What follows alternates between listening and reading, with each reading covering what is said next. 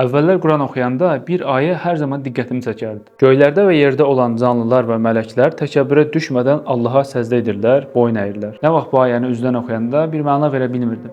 Necə yəni göydə və yerdə olan hər şey səzdə eləyir? Zamanla araşdırdıqca, Quran təfsirləri oxuduqca gördüm ki, sən demə yaradılmış hər bir şey lisan halı ilə ibadət halındadılar. Yəni bir növ bizə gördüyü işləri və ya vəzifələrini dayanmadan doğru şəkildə yerinə yetirməklə Allahın əmrinə uyduqlarını və ibadət etdiklərini göstərirlər. Məsələn, ağaclar oksigen verməklə, arılar bal verməklə, bəzi heyvanlar yumurta, bəziləri süd, bəziləri də ətini verməklə. Bir gün Risalə-Nur əsərlərində belə bir cümlə oxudum. Məsələn, səcdədə, rükuda, qiyamda olan mələikənin ibadətlərini həm daş, ağac və heyvanların o ibadətlərə bənzəyən durumlarını andıran bir ibadətdir. Bu hissəni ilk oxuyanda birbaşa kitab əlimdən yerə qoyub, çıxdım hər hansı bir yaxında olan ağaca, daşa, heyvana baxmağa. Çünki oxuduğum mətndə daşlar, ağaclar, heyvanlar kimi yaradılışların da namazdakı kimi rüku, qiyam, səcdə halında olmasından bəhs olunurdu. Sonra çıxanda isə əslində illərlə də gözümün qabağında olan nə qədər böyük mənaları qaçırdığımı gördüm. Doğrudan da hər şey namaza işarə edən formadaydı. Məsələn, ağacların təməli tam ortası namazdakı qiyam halını anladırmış kimi dik,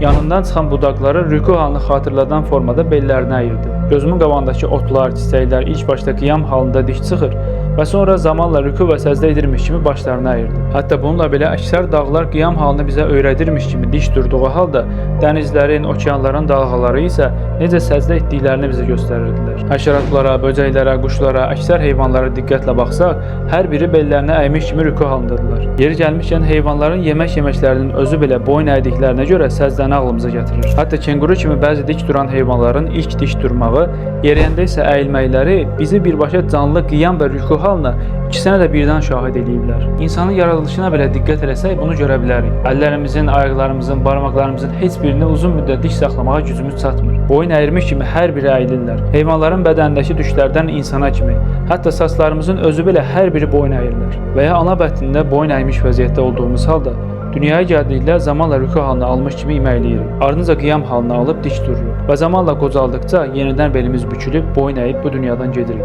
İstər Allahı tanıyaq, istər Allahı inkar eləyək. Hər bir halda bu baş verir. Göylərdə və yerdə kim varsa, istər-istəməz özləri də, kölgələri də səhər-axşam Allaha boyun əyir. Qısaca hər şey göz qabağındadır. Sadəcə düşünüb təfəkkür eləyərək bu kainata baxsaq, əslində hər şeyin bizə Allahın huzurunda təkəbbür göstərmədən boyun əydiyini və bütün yaradılışın bizə namazı öyrətdiyini görmüş olarıq.